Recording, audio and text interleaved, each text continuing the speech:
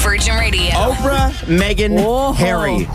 Trending across the world on Twitter last night because of this interview that we've been hearing so much about. And we kind of played the preview for you last week and weren't sure what was going to happen and how crazy this was going to be. So sometimes, you know, when you have an interview coming out like this, when it's everybody wants to know the answer, it can be a real dud. Yeah. Last night was exactly the opposite. It was the most, honestly, I can't remember when I was moved so much by television. Yeah. And it was funny, I woke up in the middle of the night thinking about this. Yeah. So let's talk about some of the highlights from this. And I say highlights as not necessarily a good thing. Sometimes highlights are a good thing. This is maybe not. So the whole idea here, for context, is it goes back to why did Meghan and Harry ultimately leave the royal family? That's the what's at stake about this. And right? who decided it? Because who decided that's it? What people wanted to know. Exactly. Yeah. Now, it started with a small sort of story right off the bat. And I have to give Oprah credit for this because this is something everybody wants to know the answer to, but they put it right at the beginning, so it kind of teased you into getting more into this interview. Did Meghan Markle make Kate Middleton cry? Yeah, because there was some sort of thing apparently surrounding the wedding. The tabloids took off with it. Here is what Meghan Markle had to say about that. Quickly, did you make Kate cry? No. So where did that come from? Was there a situation where she might have cried or she could have cried? No, the reverse happened. And I don't say that to be disparaging to anyone because it was a really hard week of the wedding and she was upset about something, but she owned it and she apologized and she brought me flowers. And I even find in the wording of how she said that Kate made her cry, when she said the reverse happened, you could tell that was weighing on her. That's how you know that this isn't some scripted interview. She was nervous about saying, Kate made me cry. Yes. Also scared. You said nervous. This was the beginning of it, and you could see it's not that she was calculated, but she was careful because she was scared for this entire interview. So the main issue to come out of that, forget the fact that there was a bit of a family fight, which by the way happens in every family the week of the wedding.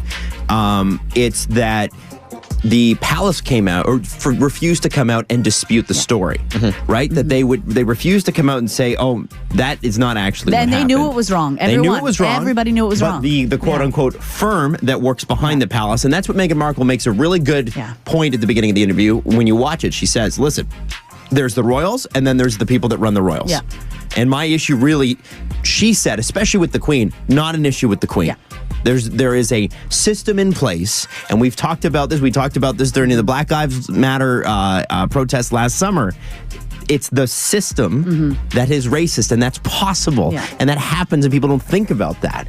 And so this is what Oprah said. This is what Oprah said. This is what Meghan Markle said about Archie and his skin tone. This is the most inflammatory part of the interview. Yes. Have a listen to this. Concerns and conversations about how dark his skin might be when he's born. What? And who is having that conversation with you? What? So,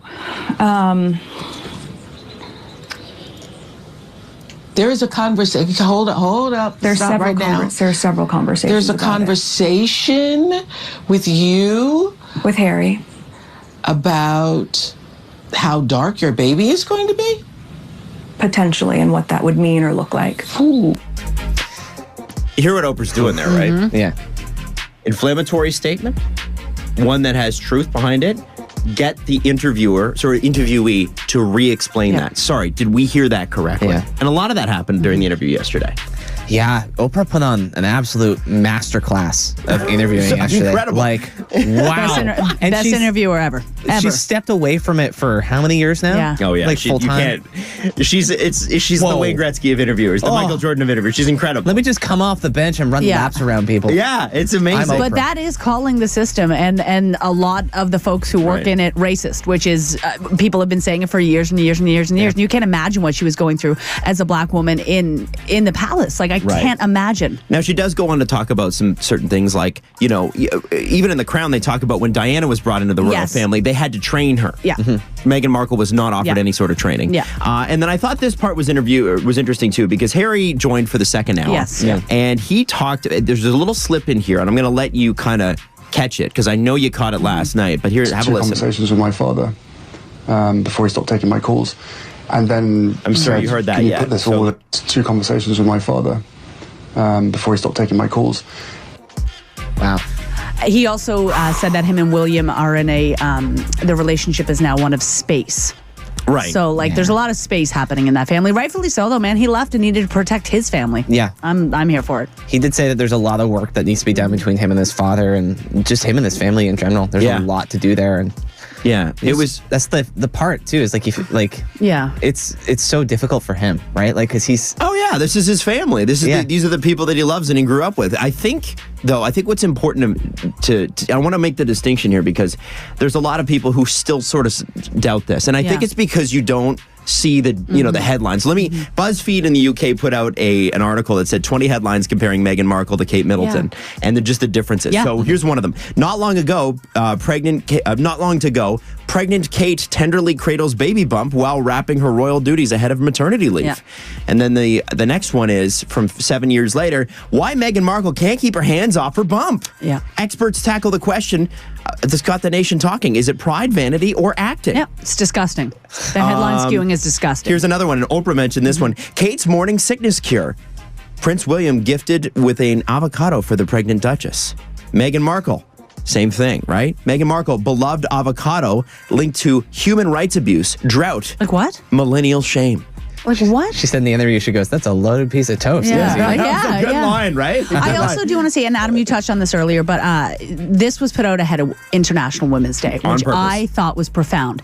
And the fact that, she was very careful and she was very soft in a lot of ways in that interview, but how openly and bravely she talked about women and mental health last evening was astounding. And I just, that is brave. That is bravery right there. We don't have the time to kind of go through the whole thing. But it is 2 hours of, it's gripping. One of those things where, again, I woke up in the middle of the night thinking about this one. So I can tell you the Palace is having a rough morning. And they're going to have a rough few years, I would think, after this one. It's 99.9 Virgin Radio. It's been a long night.